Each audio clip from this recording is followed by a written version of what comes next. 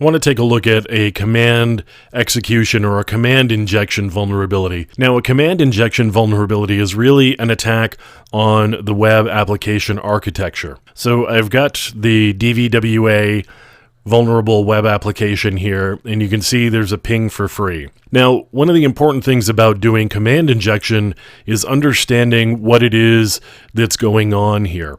What's going to happen here is I'm going to put an IP address in, and it's going to run a ping for me. So somehow it's passing this IP address along with the ping command into either a system function or an eval function or something along those lines. So how would I go about exploiting that? Well, one of the first things I know is that I can do a command termination with a semicolon. So let's just see if we can do a semicolon and then ls, which would be a list command. So if I do the semicolon ls, sure enough, it runs the ping and then it runs the list and we get the results from the list. So let's see if we can do something a little bit more interesting. So I'm going to do my IP address because it needs an IP address in order for the ping to function. And then we can do, let's see if we can do a cat/etsy/shadow. And we're going to do a password instead.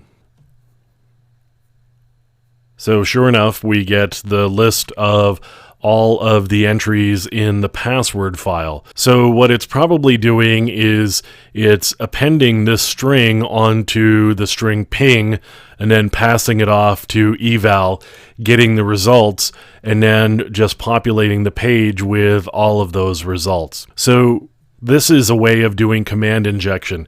And again, it's one of those things where you have to understand what's going on in order to be able to pass through what's really happening in the form and get to the system beyond it.